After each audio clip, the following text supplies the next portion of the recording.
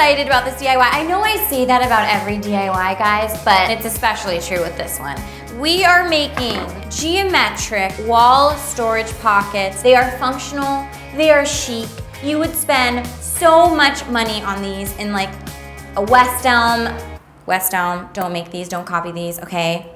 West Elm, stop watching if you're watching. What I love about these is they are so cool looking, they're sturdy, and they're functional. You can use them in so many different areas of your home, in the entryway, to put your mail in. You could use them in a vanity area, store your brushes. You could use them in an office space, scissors, paintbrushes. The opportunities for storage are endless. And obviously you can make them any size you want to for your personal storage uses. You can personalize them as well based off of what you choose to use for the backing. This is marble contact paper and copper contact paper, but you could use decoupage paper, old books, whatever you want, and the same goes for the front pockets here. You could use old leather like I'm using to make this pockets nice and sturdy, or a nice canvas or denim. I mean, the options are endless. So I'll stop blabbing and actually show you how to make them. Let me walk you through the supplies. This project involves a little sawing action. This is a jigsaw. It is a great tool if you want to add it to your DIY tool arsenal. However, if you don't want to buy a jigsaw or you don't have one, you can rent one at your local hardware store. Or you could also do this project with a handsaw. It'll just be a little more arm workout, but it's not a bad thing.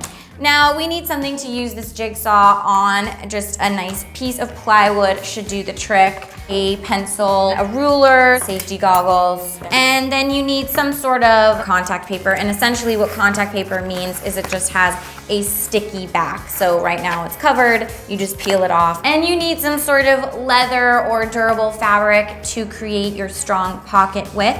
And then to actually tack down the pocket, we are gonna use these upholstery nails. They're essentially just really strong tacks, and they have that nice little brass dome to them. I also have a hammer to hammer in those tacks. And then you'll need some sort of other leather or cord, twine, to use as the strap that you will hook onto the back to hang your piece, and I'm going to use a staple gun to do that. We also have one more tool here, which is a craft knife. You could also use some scissors. And that's it. Let's get geometric. All right, so the first step, you want to map out your shape for your geometric wall hanging pocket, but you also have to keep in mind the size of your materials. I'm gonna cut this shape first and then cut the wood to match it.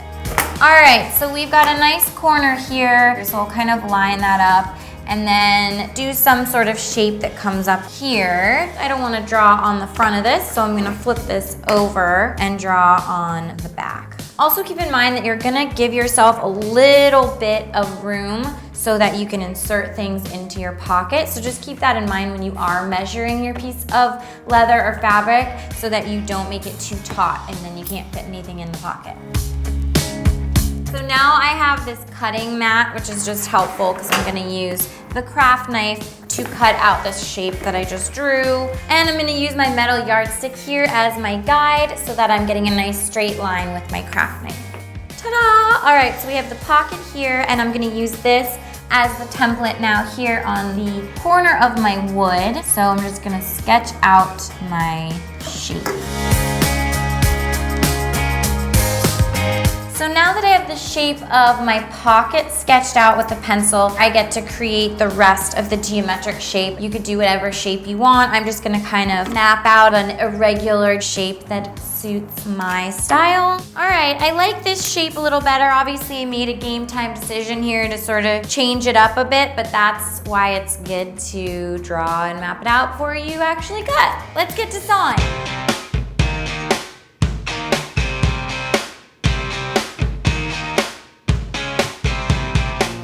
You want to make sure that you either have your wood clamped or weighted down nicely before you go to sawing. Safety goggles, a supervisor.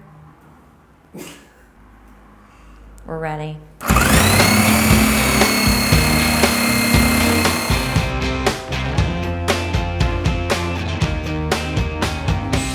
Ta-da!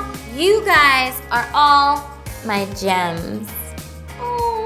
But it's actually kind of splintery right now, so we're gonna use some sandpaper to make it not splintery.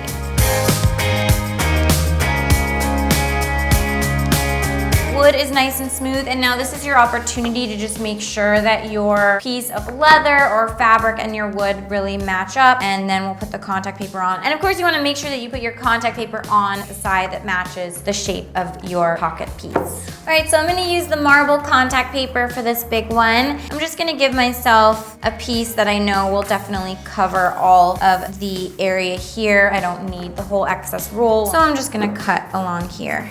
For applying the contact paper, you just want to have a rag or something that you can use to easily squish out any wrinkles or bubbles as you go. So obviously I'm exposing the sticky side as I go by peeling off this protective backing paper. It's just way easier to do it this way than trying to peel off the entire backing and laying down one big sticky sheet. It's gonna get messy and wrinkled and crazy. This is way easier. Yes!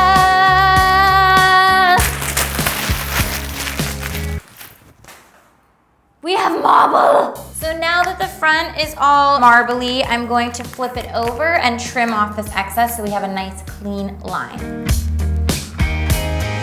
Ta-da! It looks so cool, and now I just have to add the leather pocket with my upholstery nails. You wanna start on one of the outer corners so that way you can kind of work in the excess so you don't have one big pucker area. Just as a little bit of a finessing process.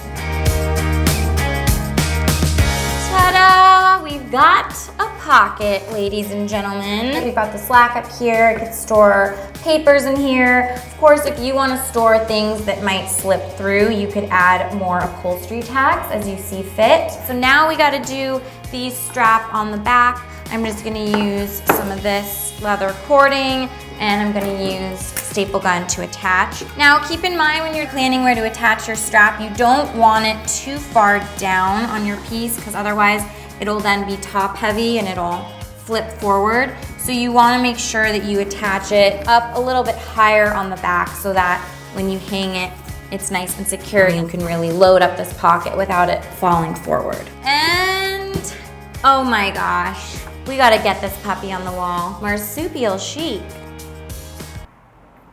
Because it's a pocket, like a kangaroo or a koala bear.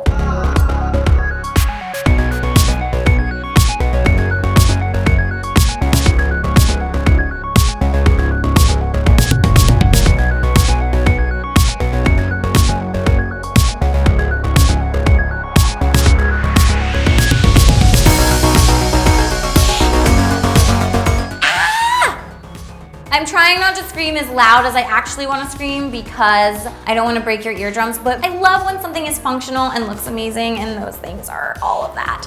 So I really hope that you guys got inspired. You can use these in so many different applications. I really want to see actually how you use them. If you make these, please post a picture and hashtag Mr. Kate. Please leave a comment if you have any questions about the technique at all, and just leave a comment in general because I just love talking to you guys. And thumbs up too if you like this video. And also, don't forget, really important, if you want to be part of our DIY family of creative weirdos, please subscribe so that you know when we have a new video coming out at you in your inbox of excitement. I love you so much. Thanks for watching. See you next time.